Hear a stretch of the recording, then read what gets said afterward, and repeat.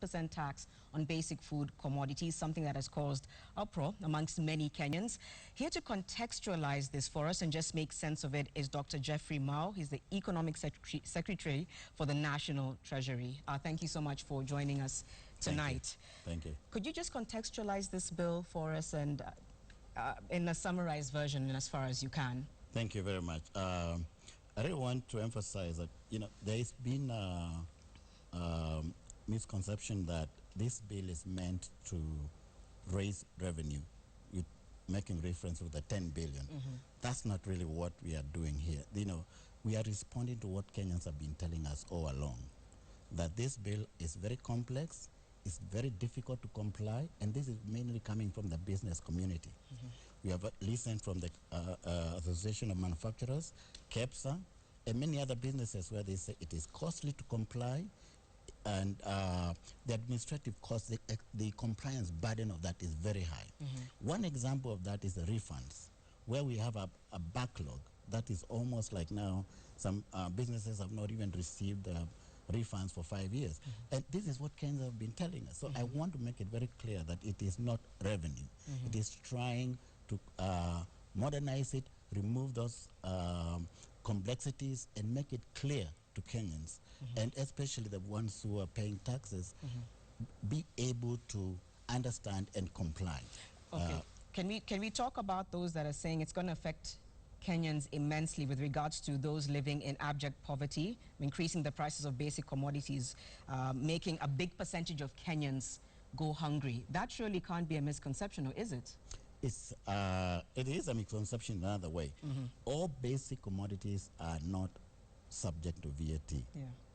We're talking about maize, wheat, any rice, all those commodities. They are not. It is processed commodities. Commodities that have gone through the process of manufacturing that are going to be taxed. And we know that if you tax those commodities, of course, some people will be affected. But the best way to address the people affected is not through removing tax, because there are many others who are benefiting from that, who should pay tax and then use that tax to help the people who are poor. We have many programs now that we have come up with where we are actually targeting the people who cannot afford. So wananchi shouldn't be worried? To me, they should not really. And another thing is, a good example, we, like 2 years ago or 3 years ago, we actually removed duty on imported maize. And the price never changed. So it doesn't work.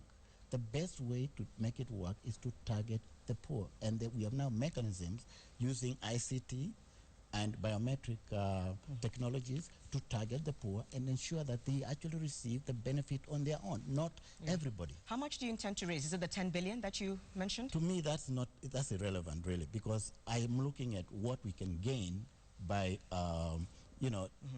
getting people who are supposed to pay tax and then we use that to target the poor. If you look at the last budget that we have just come up with, we have doubled the number of people who can benefit from targeted social expenditures, social protection. And we want to move that to another level now, where we even have like one platform for all people who need support from that social protection, using biometric technology, where there is no fraud.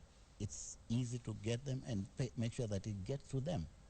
Okay, let's take a look at another situation. A lot of people, again, crying foul about the misappropriation of funds, particularly within the county governments. Exuberant amounts of money being used for limousines and building mansions. So there's the correlation that can we not look at diverting some of these funds that look like they're going to really projects that are not necessarily priority to then make up for what it is that you're trying to do? Precisely. And if you look at our budget policy statement and our direction, economic direction in general, we are very clear that we need to make sure that we prioritize expenditures.